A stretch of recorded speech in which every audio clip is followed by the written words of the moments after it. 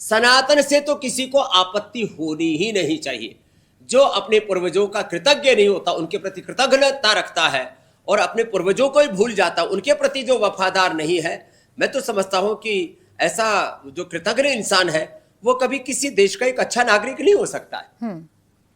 स्वामी जी, जब जब भारत को हिंदू राष्ट्र बनाने की बात की जाती है, इसके साथ एक लाइन जोड़ दी जाती है कि ये धार्मिक आधार पर हम भारत को हिंदू राष्ट्र बनाने की बात कर रहे हैं, या भारत की सभ्यता और संस्कृति के आधार पर हम भारत को हिंदू राष्ट्र बनाने की बात कर रहे हैं। ये भारत की एक सांस्कृतिक शाश्वत यात्रा है। सनातन क्या है? जो सार्वभौमिक है, जो वैज्ञानिक है, जो सर्वाधिकारी है और जो सबका है।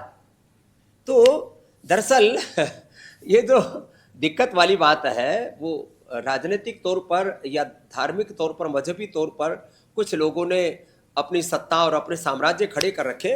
उनके सिंहासन जब हिलते दिखते तब उन लोगों को थोड़ी सी इससे तकलीफ होती है। भारत के मुसलमान अब सरेआम इस बात को कह रहे हैं, आपको हजारों नेट के ऊपर बयान मिल जाएंगे, बड़े बड़े हमारे मौलाना साहिबान के, बड़े बड़े जो इस्लामिक स्कॉलर हैं, कि हम, और अब तो पाकिस्तान वाले भी कह रहे हैं, अफगानिस्तान वाले भी कह रहे हैं, अखंड भारत के लोग कह रहे हैं कि हमारा डीएनए एक है, हम कन्वर्टेड मुसलमान हैं।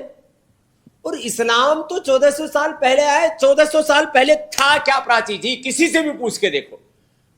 सारी दुनिया में ही सनातन जो शाश्वत मूल्य है, मानी प्रकृति और संस्कृति की जो सतत धारा प्रवाहमान है सृष्टि के आदिकाल से, अब उसको कालखंड में सतयुग, त्रेता, द्वापर आदि कहो, कलयुग आदि कहो, या जो भी, अब इसको लेकर के, अपने पूर्वजों को लेकर के एक बात में तो सब करीब करीब, अब लोग राजनीतिक दृष्टि से अलग अलग तरह से इसकी व्याख्या करें, अपने पुरखों के बारे में, पूर्वजों के बारे में सभी एक मत है कि लगभग 99% लोगों का डीएनए एक है। ये जाति वर्ग समुदायों के नाम पर, मजहब के नाम पर जो विभाजन है, ये कुछ लोगों के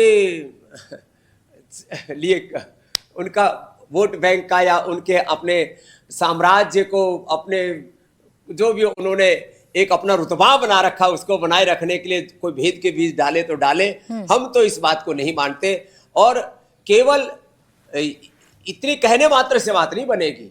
जैसे अपने पूर्वजों ने इस जीवन जिया और जैसे इस देश को एक महान राष्ट्र के रूप में खड़ा किया, ऐसे सबको पुरुषार्थ भी करना पड़ेगा।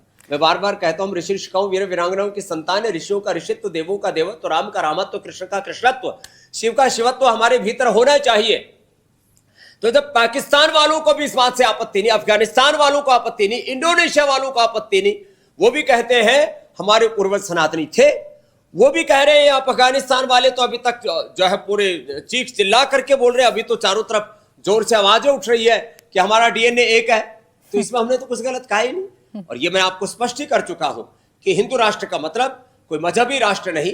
हिंदू का मतलब, आर्य का मतलब, जिसके जीवन में सब प्रकार की श्रेष्ठता हो, पवित्रता हो, एक दूसरे के प्रति घृणा, नफरत, वैर, अप्रीति। ये तो सनातनी संस्कृति नहीं, ये तो तनातनी संस्कृति होगी मेरी बहन फिर प्राची जी।